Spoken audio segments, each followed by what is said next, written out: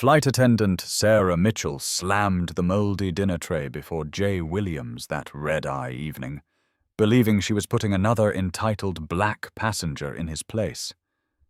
She didn't know the quiet 45-year-old in seat 3A carried a secret that would destroy her career. As green mold spread across the spoiled chicken and Jay photographed the decay, Sarah exchanged knowing smirks with her colleague. A nearby lawyer muttered, "This is blatant discrimination." But Sarah's confidence never wavered. Jay slipped a black business card from his wallet, running his thumb across its surface like a talisman. "Some lessons," he said softly, his voice carrying a promise Sarah was too arrogant to recognize, "can only be learned when the plane lands." She laughed, returning to her galley duties, unaware her 12-year aviation career would end at sunrise. Jay lifts the silver cover and freezes. Green mold spreads across the chicken breast like a disease, fuzzy tendrils reaching toward the vegetables. The smell hits him immediately, the sour, acrid scent of decay. "Excuse me, this food appears to be spoiled," Jay says quietly, his voice carrying the measured tone of someone accustomed to resolving problems without drama. Sarah's laugh cuts through the ambient cabin noise like glass breaking. "Maybe you should get used to this kind of food." She exchanges a knowing look with her colleague behind the galley curtain, their shared smirk sharp as winter wind. Jay feels the familiar weight of discrimination settle on his shoulders, but his expression remains unchanged. He reaches for his phone with steady hands, photographing the moldy meal from multiple angles. The flash illuminates the decay in stark detail. Then he slides a black business card from his wallet, running his thumb across its embossed surface like a talisman. Sarah returns to the galley with the satisfied air of someone who believes she's just put an uppity passenger in his place. Her voice carries in stage whispers that she intends for Jay to hear, each word carefully chosen to inflict maximum humiliation. "Did you see him complain about perfectly good food?" she says to her colleague, Jenny Martinez, a 22-year-old flight attendant barely 3 months into her aviation career. "Some people just don't appreciate what they're given, always looking for something to complain about." Jenny shifts uncomfortably against the galley wall, her young face creased with confusion and growing distress. "Sarah, that food really did look spoiled. Maybe we should get him something else from first class." "For what? He's probably flying on some discount voucher anyway." Sarah's voice drips with contempt as she gestures toward Jay's seat. "Look at that cheap suit. Bet he saved up for months just to sit in business class and play pretend." Jay observes everything from his seat, his trained eye cataloguing each slight, each dismissive comment. He pulls out his phone and begins typing detailed notes with the precision of someone who understands the power of documentation. Flight 1247, April 15th, 11:47 p.m. Flight attendant Sarah Mitchell, badge number 4751, served moldy food with racist commentary. Colleague Jennifer Martinez present as witness to discriminatory behavior. His fingers move with practiced efficiency across the screen, recording not just the events but the context, the witnesses, the systematic nature of the treatment he's receiving. When Jay politely requests water to cleanse the taste of decay from his mouth, Sarah's performance reaches new heights of petty cruelty. She brings him a flimsy plastic cup, the kind typically reserved for economy passengers during turbulence, while simultaneously serving crystal glasses filled with ice and lemon to the passengers around him. The businessman in seat 3B receives warm mixed nuts served in a small ceramic bowl. The elderly woman in 4C gets a hot towel for her hands and face. Jay receives neither, despite being seated in the same class of service. "Is there a problem with the service protocol tonight?" Jay asks, his tone remaining level despite the growing pattern of discrimination. Sarah's smile turns predatory. her eyes gleaming with the cruel satisfaction of someone who believes she holds all the power. "The service is exactly what it should be for each passenger. We adjust our level of attention based on passenger needs." The pause before passenger needs hangs in the air like a verbal slap, loaded with implication that everyone within earshot understands perfectly. James Patterson, the corporate lawyer sitting beside Jay, notices the disparity with growing alarm. He's traveled extensively for business, and what he's witnessing violates every standard of professional service. He leans over, lowering his voice. "This is highly unusual treatment, isn't it? I've never seen such obvious discrimination on a commercial flight." Jay studies Patterson for a moment, assessing his character with the quick judgment that comes from years of reading people. Something in the lawyer's genuine outrage convinces him. Jay reaches into his jacket and hands Patterson one of his black business cards. "Perhaps you could serve as my witness to tonight's educational experience, counselor." Patterson examines the elegant card, confusion flickering across his features. The title means nothing to him yet, but the quality of the cardstock and the understated design suggest someone of significant importance. He slides it into his wallet with careful reverence. Sarah continues her performance with theatrical flair, making a show of asking other passengers if they need anything while pointedly ignoring Jay's section of the cabin. Her movements become increasingly exaggerated, her voice artificially cheerful when addressing everyone except the man in 3A. When the cabin temperature drops during the night flight, Sarah begins distributing blankets and pillows to passengers who request them. The ritual becomes another opportunity for discrimination. She provides the elderly woman with both a blanket and an extra pillow. The businessman receives a premium blanket from first class. When Jay finally raises his hand to request the same courtesy, Sarah's response drips with false regret. "Oh, I'm so sorry. We're all out of clean blankets." She delivers this lie while standing next to a cart containing at least 6 neatly folded blankets, their presence impossible to miss. The elderly woman in 4C, witnessing this obvious deception, speaks up with the moral authority that comes with age. "Young lady, I can see those blankets right there. I have an extra one if this gentleman needs it." "That's very kind of you, Mom, but unnecessary," Jay replies with genuine warmth. His smile for the elderly woman is the first genuine expression of pleasure he's shown since boarding. "I wouldn't want to inconvenience you, but the damage is done. Other passengers have witnessed the lie, the casual cruelty, the systematic degradation of a fellow human being." The cabin atmosphere grows heavy with collective discomfort. Jay pulls out his phone again, this time making a call that he keeps deliberately quiet, but not quite inaudible. His voice drops to barely above a whisper, but key phrases drift to nearby passengers. "Emily, I need you to prepare a comprehensive report on Delta's service standards and anti-discrimination policies. Have the full documentation ready by 6 a.m. The call continues for several minutes, with Jay speaking in the coded language of corporate authority. Words like board review, immediate compliance audit, and systematic failure analysis pepper his conversation. Jenny approaches Sarah near the galley, her distress finally overcoming her deference to seniority. "Sarah, don't you think we should treat all passengers equally? This doesn't feel right." Sarah's response reveals the depth of her prejudice and the arrogance that will ultimately destroy her career. "Listen, sweetie, this is the real world. You learn to read people, or you don't last in this job. Trust me, I've been doing this for 12 years.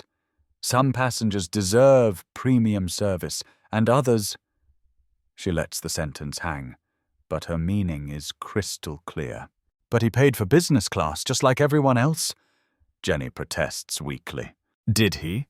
Or is he flying on some affirmative action program, some diversity initiative that lets certain people pretend they belong in first-rate accommodations?" Sarah's mask slips completely, revealing the ugly racism beneath her professional veneer. Jay rises from his seat to use the restroom, his movement fluid and dignified, despite the hostility surrounding him. As he passes the galley, Sarah's voice rises just enough to carry through the cabin, designed to humiliate him in front of his fellow passengers. Some people think buying a business-class ticket makes them special, makes them equal to passengers who actually belong here. The comment hangs in the recycled cabin air like toxic smoke. Several passengers turn to stare, some with sympathy, others with the uncomfortable recognition of witnessing something fundamentally wrong. Jay pauses, his hand resting on the seat back of 4B. For just a moment, something dangerous flickers behind his calm exterior. Not anger, but the terrible patience of someone who has endured such treatment many times before and learned exactly how to respond. Then he continues walking, his dignity intact, his plans forming with surgical precision. Patterson watches this exchange with the trained eye of someone who has spent 20 years practicing civil rights law. "I've seen discrimination before," he murmurs to Jay when he returns, "but rarely so blatant, so systematic. What's happening here isn't just poor service, it's actionable." "No," Jay agrees, settling back into his seat with the same measured calm he's maintained throughout the ordeal. "It most certainly is not just poor service." He makes another call, this one lasting several minutes. Patterson catches fragments. "Emergency board meeting. Immediate personnel review. Comprehensive policy analysis and media relations preparation." The phrases suggest someone with significant corporate authority, someone accustomed to managing crises and implementing large-scale changes. Jay's phone buzzes steadily with responses to his messages, brief replies that seem to energize him. "Legal team activated. Documentation team standing by. Preparation complete." Sarah brings the dessert service around 11:30, offering every passenger except Jay a choice between chocolate cake and fresh fruit tart. Her presentation is theatrical, describing each option with elaborate detail for everyone else, while completely ignoring the man in 3A. When Jay finally asks about dessert options, Sarah shrugs with exaggerated helplessness. "Oh, I'm sorry, we must have run out." The passenger directly across the aisle has left half his chocolate cake uneaten, the plate visible to everyone in the surrounding seats.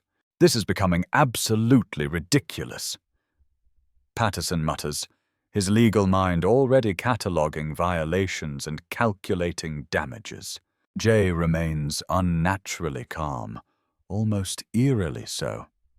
He continues his meticulous documentation, photographing each slight, recording timestamps, building a case with the thoroughness of someone who understands exactly how such battles are won. His phone buzzes constantly now with responses to his growing network of communications. Sarah makes one final round before landing preparations, stopping at every row to ask if passengers need anything for the remainder of the flight. Her voice rings with professional authority and false concern as she attends to everyone's comfort. Everyone except Jay, whose row she passes without acknowledgement, as if he's simply invisible. Jay watches her performance with the detached interest of a scientist observing a particularly fascinating specimen. He sends one last message before the electronics shut down. "Prepare conference room A for 6 a.m. Full executive leadership team required. Prepare termination documentation." As the plane begins its descent into Atlanta, Sarah announces the standard landing procedures over the intercom. Her voice rings with the same professional authority that has masked her cruelty for the past 3 hours. The voice of someone who believes she's untouchable, protected by tenure and the anonymity of commercial aviation. Jay adjusts his seatbelt and checks his Rolex. 23 minutes, he says quietly to Patterson. "Until what?" Jay's smile holds the promise of a hurricane about to make landfall.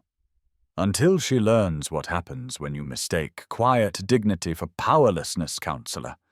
Some lessons can only be taught when the plane lands. The seatbelt sign illuminates with its familiar chime as Flight WASU-47 begins its final descent toward Hartsfield-Jackson Atlanta International Airport.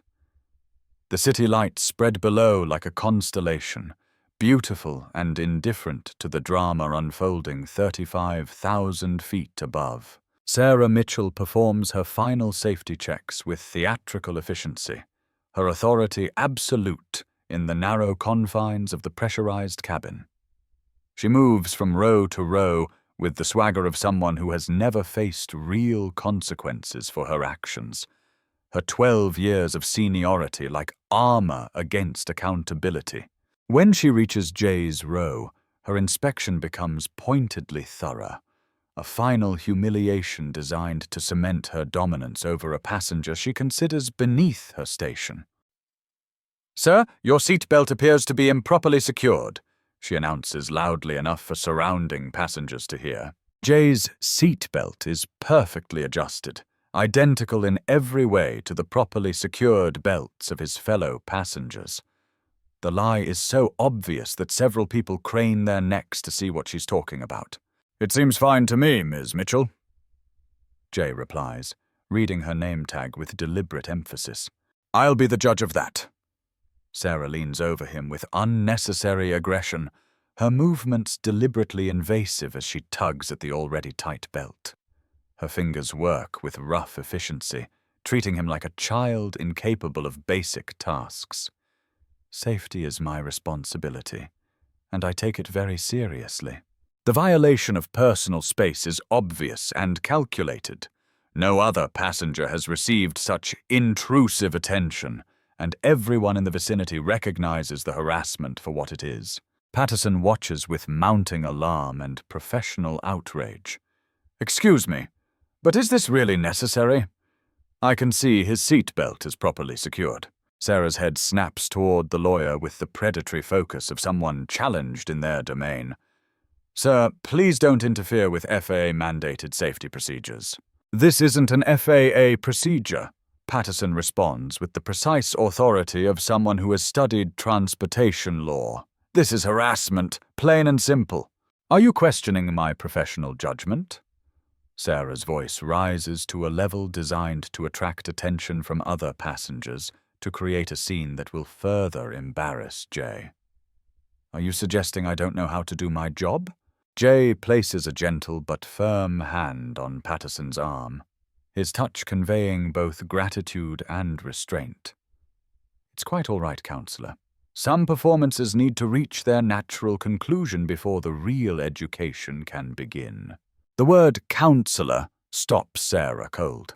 She hadn't realized Patterson's profession, hadn't understood that she was creating a hostile environment in front of someone trained to recognize and document civil rights violations. Her confidence wavers for just a moment before reasserting itself through sheer arrogance. "I don't know what either of you think you're witnessing here," she says with false bravado, "but I'm simply doing my job according to company standards." "Document everything," Jay tells Patterson quietly, but not so quietly that Sarah can't hear. Every word, every action, every violation of basic human dignity. Patterson pulls out his iPhone, switching to video mode with practiced efficiency. "Already recording, sir." The sight of the recording device sends Sarah into defensive overdrive. "Sir, you cannot record crew members without permission. That's a violation of company policy." "Actually, Councillor Patterson is correct," Jay interjects smoothly. "There's no expectation of privacy in the cabin of a commercial aircraft, and passengers have every right to document discriminatory treatment for legal purposes." Patterson nods with legal authority. "Especially when documenting potential civil rights violations for future litigation." The phrase civil rights violations echoes through the cabin like a gunshot. Other passengers stop their quiet conversations and electronic entertainment to pay attention. Sarah's performance is gaining an audience she never wanted, witnesses to behavior she had assumed would remain hidden in the anonymous darkness of a red-eye flight. Jenny emerges from the galley, drawn by the commotion and the rising tension in Sarah's voice. Her young face shows genuine distress as she witnesses her senior colleague digging herself deeper into trouble. "Sarah, maybe we should just finish the landing preparations," she suggests with the diplomatic skills of someone trying to prevent a disaster. "Stay out of this, Jenny," Sarah snaps, her mask of professionalism finally slipping completely. "I'm handling a difficult passenger situation." "I haven't been difficult," Jay observes with maddening calm. "I simply asked for service equal to what you provide other passengers. That's not a difficult request. It's a reasonable expectation."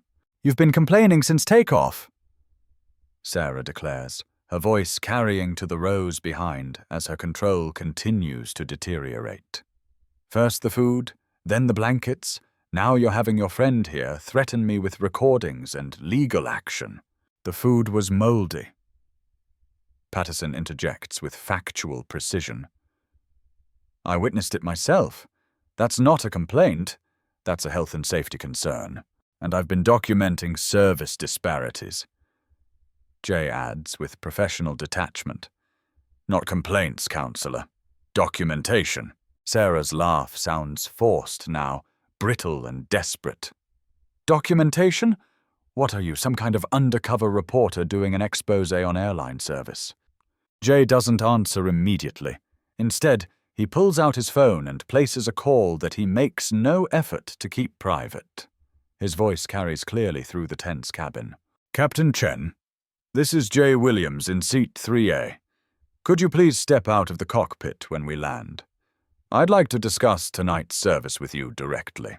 The blood drains from Sarah's face like water from a broken dam.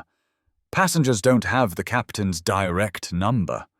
Passengers don't speak to pilots with the casual authority of professional equals. Her world begins to tilt off its axis. How do you have Captain Chen's personal number?"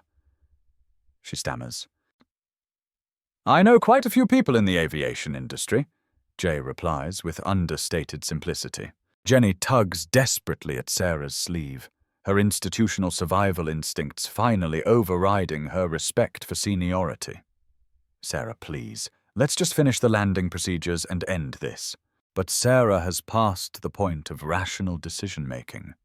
The recording device, the mysterious passenger with executive contacts, the growing audience of witnesses, it all combines into a perfect storm of defensive aggression and racial prejudice. "I've been doing this job for 12 years, she announces to the entire cabin, her voice carrying the authority of experience and the desperation of someone losing control. "I've dealt with every type of passenger imaginable. The entitled ones, the demanding ones, the ones who try to intimidate crew members with lawyers and cameras, and yes, the ones who think they deserve special treatment because of—" She pauses, her next words balanced on the edge of a precipice that will end her career. "Because of what, Ms. Mitchell?" Jay asks, his voice barely above a whisper, but carrying through the suddenly silent cabin like thunder. Sarah's mouth opens and closes like a fish gasping for air. She's reached the moment of truth and knows it, but 12 years of accumulated prejudice and the momentum of her public meltdown carry her forward over the cliff, because they think society owes them something for their circumstances, because they believe they're entitled to the same treatment as passengers who actually belong in premium cabins. The cabin falls into the kind of absolute silence that follows a car accident, when everyone knows something terrible has just happened, but hasn't yet processed the full scope of the damage. Patterson's recording device captures every word, every inflection, every damning nuance of her statement. Several other passengers have their phones out now, documenting the meltdown of a flight attendant whose career is ending in real time. Jenny looks like she might faint.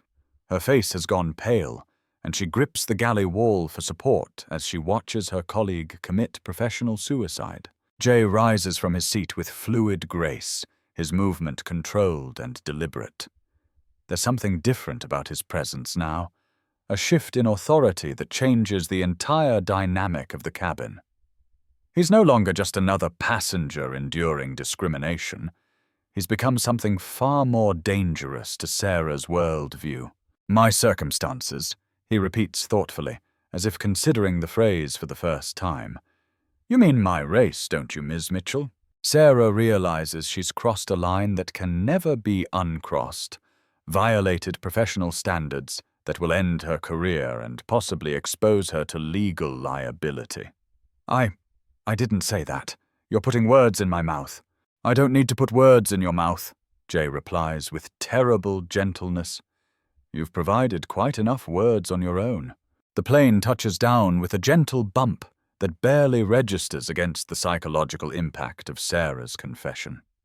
As they taxi toward the gate, Jay makes one final call, his voice carrying clearly through the silent cabin. Emily, activate the emergency response protocol immediately. Conference room A, 6 a.m. sharp. I need full executive team attendance for immediate personnel action and crisis management. He ends the call and turns to Sarah, who is now visibly shaking with the realization of what she's done. Ms. Mitchell, you mentioned that you've been doing this job for 12 years. That represents a significant investment in your aviation career.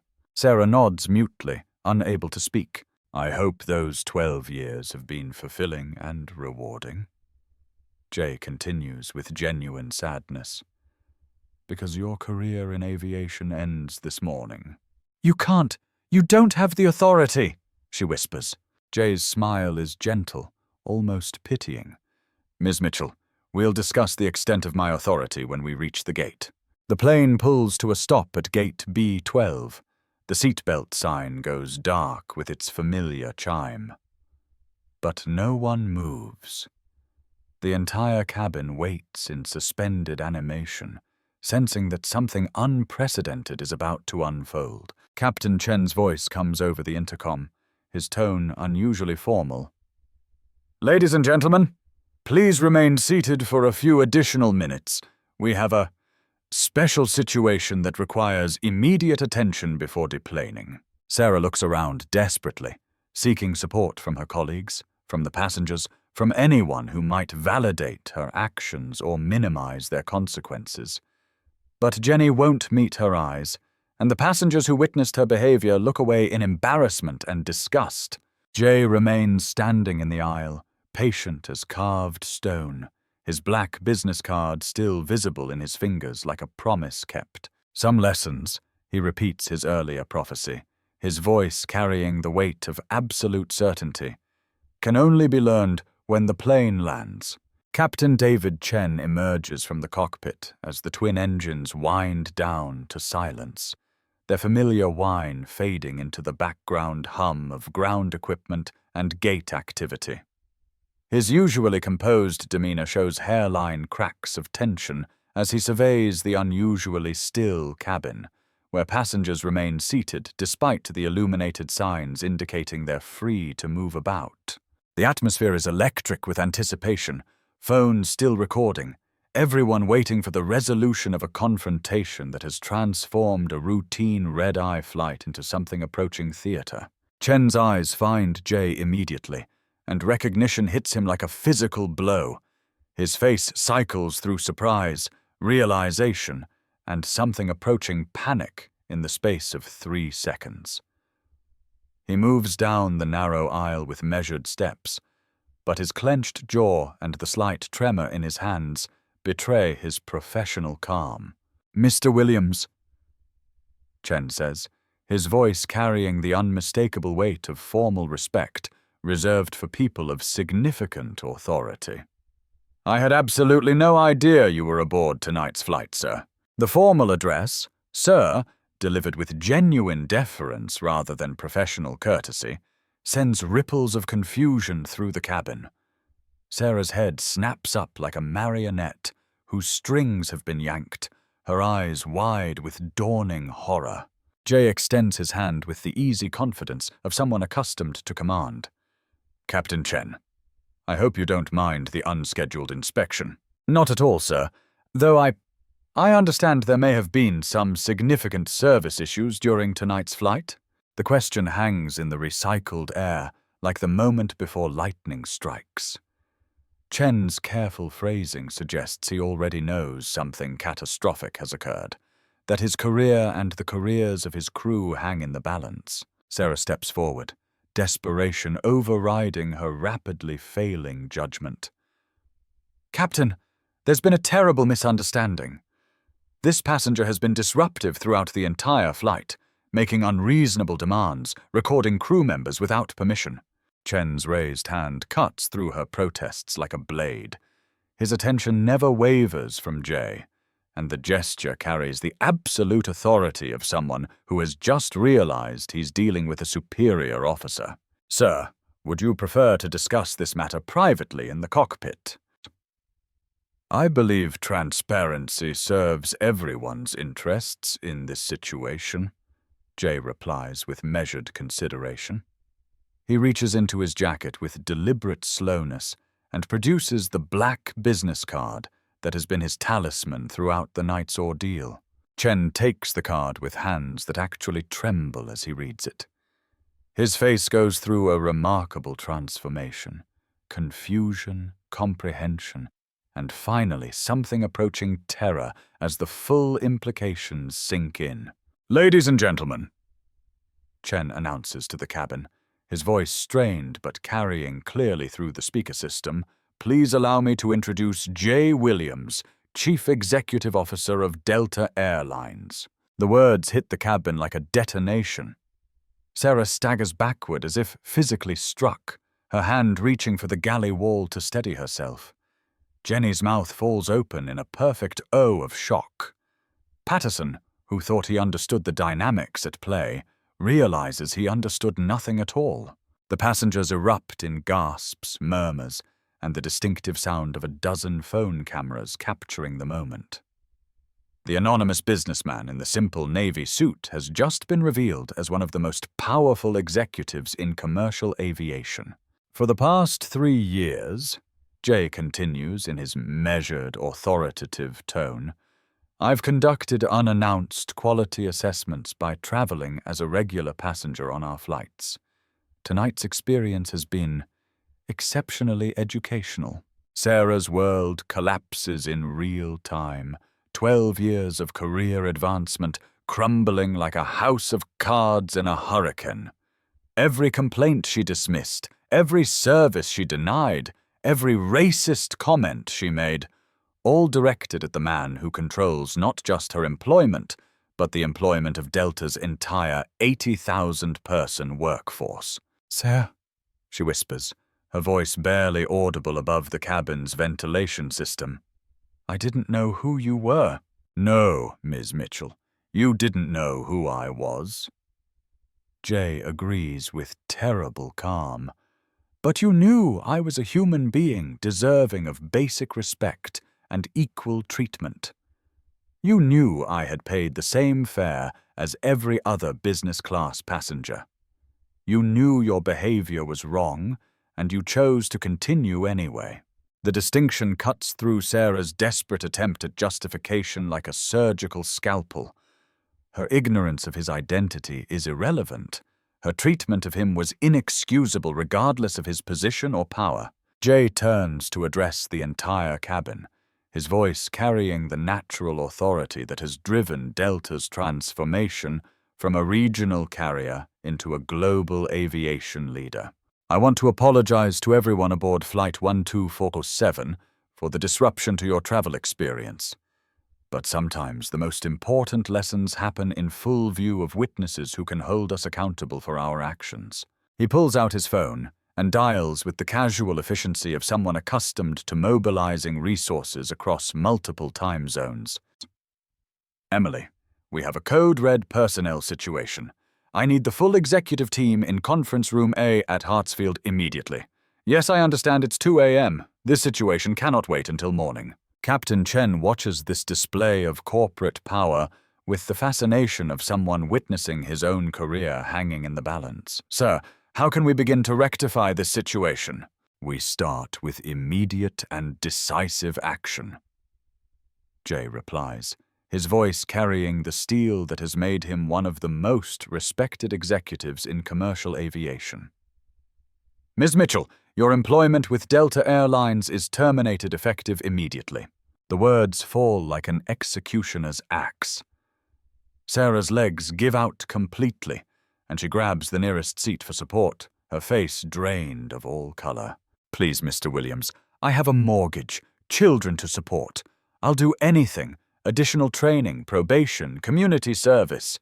You should have considered your family's welfare before you decided that a passenger's race determined the quality of service they deserved," Jay replies, without a trace of sympathy.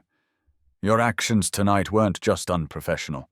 They were a betrayal of every value this company claims to represent." Jenny steps forward, tears streaming down her young face, her career hanging by the thread of Jay's judgment. "Mr. Williams, I tried to stop her. I told her we should treat all passengers equally." Jay's expression softens fractionally when he addresses the young flight attendant. "I noticed your discomfort with the situation, Jenny.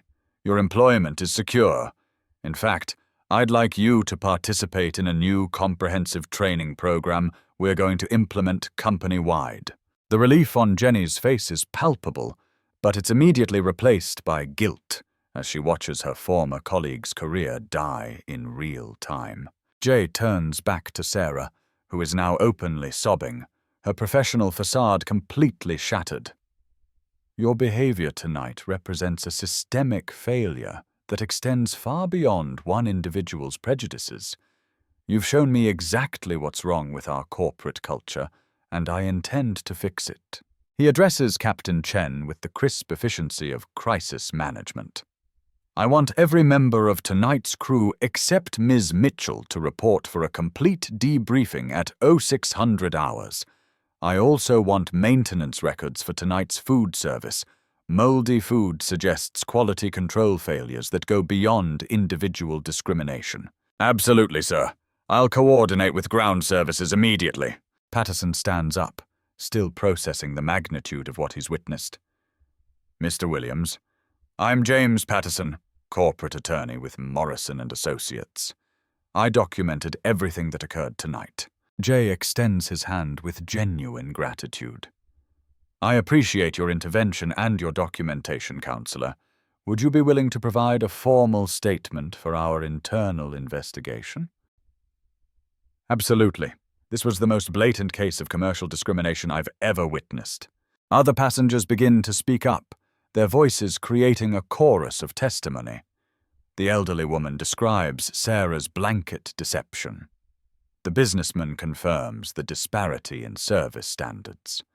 One by one, they provide evidence that builds an unassailable case against Sarah's conduct. Sarah makes one final desperate attempt at justification. "This is entrapment. You deliberately tricked me into revealing my true opinions." Jay's response cuts through her protests with surgical precision.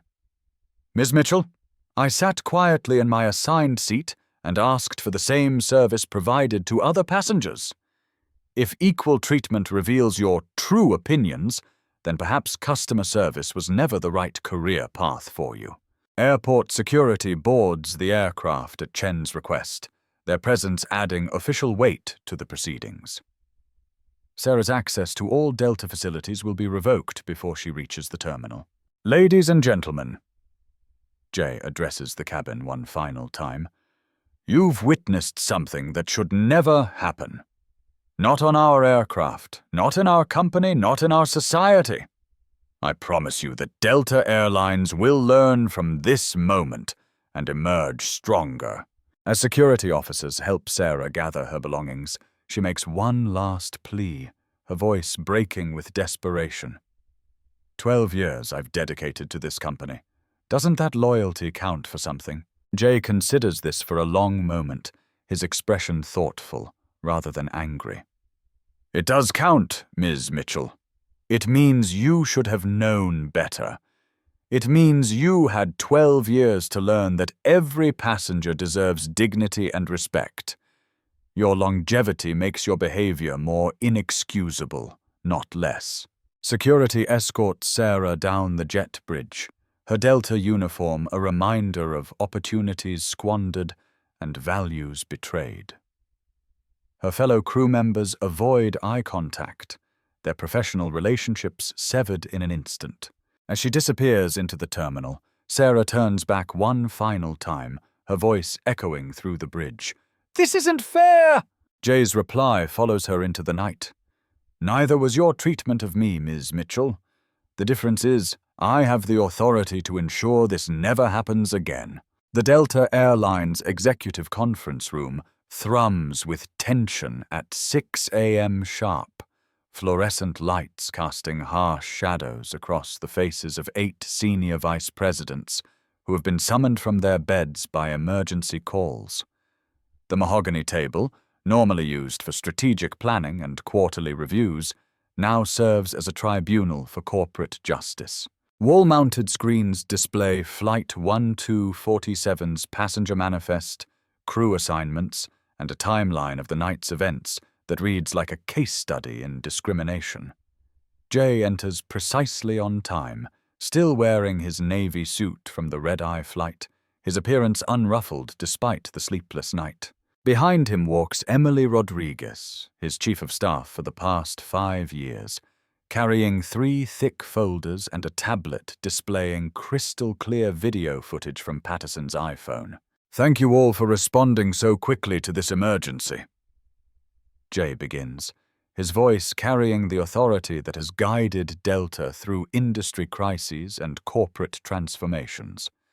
"What I'm about to show you represents a catastrophic failure of our company's core values." The lights dim with automatic precision. Patterson's video footage fills the main screen, Sarah Mitchell's voice echoing through the conference room speakers with devastating clarity. "Maybe you should get used to this kind of food." The 8 executives watch in stunned silence as the night's events unfold chronologically. The moldy meal served with contempt. The plastic cup versus crystal glasses. The blanket denial backed by obvious lies. Each incident builds upon the last, creating an undeniable pattern of systematic discrimination. Senior Vice President Janet Torres, a 20-year veteran of corporate human resources, speaks first, her voice tight with professional outrage. "This is absolutely horrific. How did our hiring and training processes fail so completely?" "More importantly," Jay replies, advancing to the next slide showing Sarah's employment history, "how do we ensure this systemic failure never occurs again?" The footage continues, each exchange more damaging than the last. Sarah's increasingly blatant comments draw visible winces from the leadership team. When the recording reaches her final statement about passengers who think society owes them something for their circumstances, the room falls into the kind of silence that follows a funeral. Human Resources Director Michael Chang clears his throat, his legal training evident in his careful phrasing. "Sir, we need to discuss immediate termination documentation and potential legal exposure from this incident." "Legal exposure should be the least of our concerns," Jay states with firm conviction. "Our reputation, our values, our commitment to equality and human dignity, those are what hang in the balance." Emily distributes the first folder with mechanical efficiency. Complete employment history for Sarah Mitchell. 12 years with Delta. 3 formal complaints filed against her for discriminatory behavior toward passengers. All 3 complaints involved passengers of color. The pattern emerges like a photograph in developer solution, becoming clearer and more damning with each detail. Sarah's behavior wasn't an aberration, but part of a documented history of prejudice that somehow escaped meaningful corporate intervention. "How are these previous complaints handled?" asks Operations Director Robert Kim, his question loaded with implications about corporate accountability. Standard progressive discipline? Emily reads from the file with evident distaste. Verbal warnings, mandatory sensitivity training sessions, probationary periods. No one in management connected the pattern or recognized the escalating nature of her discrimination. Jay's jaw tightens as he processes this information. 3 documented incidents weren't enough to trigger serious intervention. We enabled this behavior through inadequate response and willful blindness. The second folder contains witness statements that paint a comprehensive picture of the night's events.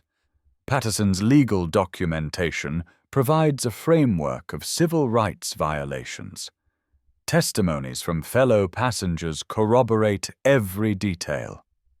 Most damning are statements from other flight attendants who had observed Sarah's discriminatory behavior on previous flights but never reported it through proper channels. She didn't operate in isolation, Jay observes with growing anger. She created a culture of acceptance around discrimination. Other crew members normalized her behavior through their silence and complicity. The final folder outlines proposed systemic changes that read like a corporate revolution. Mandatory implicit bias training for all customer-facing employees, anonymous reporting systems with direct access to executive leadership, regular mystery passenger programs to audit service equality across all routes and crew assignments. The total cost of implementation across our entire system will be approximately $15 million, Emily announces, her voice steady despite the staggering figure. The cost of maintaining the status quo would be immeasurably higher, Jay responds without hesitation. Our brand integrity, our legal standing, our moral authority, all compromised by employees like Sarah Mitchell. Chang raises a concern that hangs over the entire proceeding. Sir, Ms. Mitchell is already threatening legal action through her union representative. She's claiming entrapment, discrimination in reverse, and wrongful termination. Jay's smile carries the cold satisfaction of someone holding all the cards. Let her attorney review the video evidence, the witness statements, and her employment history. Any competent legal counsel will advise her to accept termination quietly and disappear from the aviation industry. Regarding severance packages, Torres begins tentatively. 0 severance, Jay interrupts with finality. Termination for cause, specifically racial discrimination and willful violation of company anti-discrimination policies. Her benefits end today, her access is revoked, and her employment record will reflect the reason for termination. The harsh judgment sends ripples through the room. Even in corporate America's cutthroat environment, complete severance denial represents total professional destruction. What about crew members who witnessed her behavior but failed to report it? Kim asks. Mandatory retraining and 6-month probationary status. They have half a year to prove they can uphold our values or find employment elsewhere. Emily adds another devastating detail. We've identified 17 other employees across our system with similar complaint patterns. All are being reviewed for immediate disciplinary action up to and including termination. The scope of the problem becomes clear. Sarah Mitchell wasn't an isolated case, but the visible symptom of a broader cultural disease that has infected Delta's service standards. Media response strategy, Torres inquires, already anticipating the public relations nightmare. Complete transparency, Jay declares. We acknowledge the failure, announce comprehensive reforms, and demonstrate measurable change. This story will break regardless. Better to control the narrative through honesty and decisive action. Chang looks uncomfortable with the radical approach. The union will protest mass terminations and policy changes. Then they'll be publicly defending their members' right to discriminate against passengers based on race. Jay replies with steel in his voice. I wish them luck with that public relations battle. The meeting concludes with military precision. Sarah Mitchell's termination is confirmed, Her security clearances revoked. Her career in aviation effectively ended. The executives file out carrying assignments that will reshape Delta's corporate culture from top to bottom. Emily remains behind as the room empties. Sir, there's one additional complication. Sarah's social media history. She shows Jay screenshots from Facebook and Twitter, revealing months of coded racist language, complaints about certain types of passengers, and jokes about service standards for people who don't deserve better treatment. She documented her own prejudice, Jay observes with grim satisfaction. These posts alone justify immediate termination. They're already going viral. Passengers from her previous flights are coming forward with similar stories. Jay nods grimly. Sarah's downfall extends far beyond Flight 147. Her career is over, her reputation destroyed, her discrimination exposed for the world to judge. Justice sometimes serves itself with perfect efficiency. 6 months later, Jay stands before 2,000 Delta Airlines employees packed into the Georgia World Congress Center, their faces reflecting a mixture of anticipation and transformation. The massive venue buzzes with energy as he approaches the podium, the company's logo projected behind him alongside the words, Fair Skies Initiative. In April, on Flight 1247 from New York to Atlanta, one of our flight attendants served me moldy food, Jay begins, his voice carrying clearly through the vast space without amplification. But she didn't just serve me spoiled food. She served our entire company a moment of absolute truth. The audience falls into complete silence, hanging on every word from the CEO, who has spent 6 months revolutionizing their workplace culture. From that moment of failure, we created something unprecedented in commercial aviation. The Fair Skies Initiative, a $50 million commitment to equality, dignity, and respect for every passenger who trusts us with their journey. The massive screens behind him display program highlights that read like a corporate revolution. Comprehensive bias training for 30,000 employees, partnership agreements with historically black colleges for aviation scholarships, and mentorship programs connecting minority youth with airline industry professionals. Sarah Mitchell's actions that night were inexcusable and represent everything we refuse to tolerate, Jay continues, his voice gaining strength. But her behavior revealed systematic failures that extended far beyond one individual's prejudice. We didn't just terminate an employee, we terminated a culture that allowed discrimination to flourish unchecked. The presentation shifts to measurable results.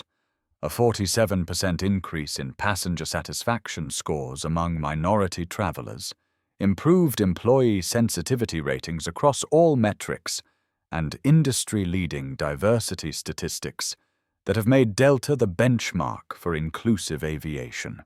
Today, I'm proud to announce that Jenny Martinez, the young flight attendant who tried to intervene that night, has been promoted to Director of Diversity and Inclusion Training. Her courage to speak up, even as a new employee facing senior authority, embodies the culture we're building together. Thunderous applause fills the auditorium as Jenny stands from the front row, tears streaming down her face. Her promotion representing redemption and hope for an industry struggling with equality.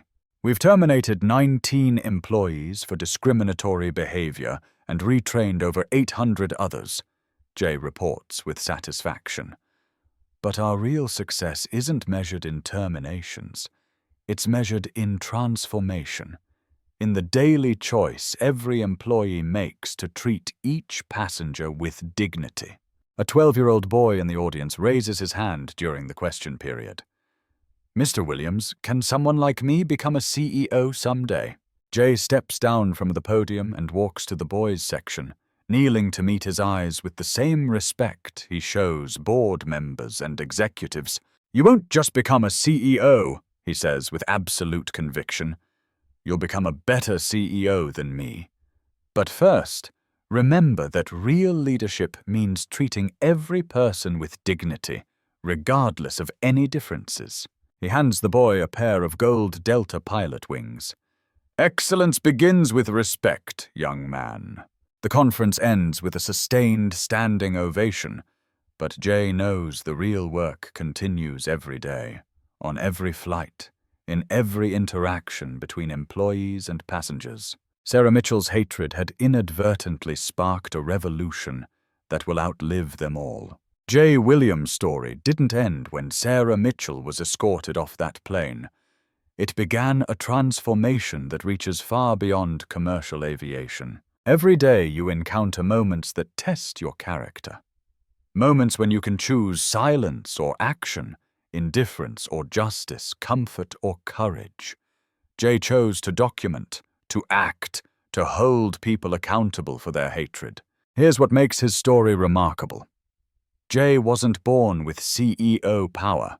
He earned it through decades of small choices, daily decisions to treat people with dignity even when others refused him the same courtesy. The next time you witness injustice, discrimination, harassment, simple cruelty, ask yourself, what would Jay Williams do? Would he document it meticulously, report it through proper channels, stand up with quiet dignity? Or would he look away, hoping someone else handles the uncomfortable truth? You don't need a corner office to create change. You need courage, documentation, and the absolute refusal to accept that this is just how things are. Sarah Mitchell discovered that hatred has consequences. Jay Williams proved that justice delayed isn't always justice denied.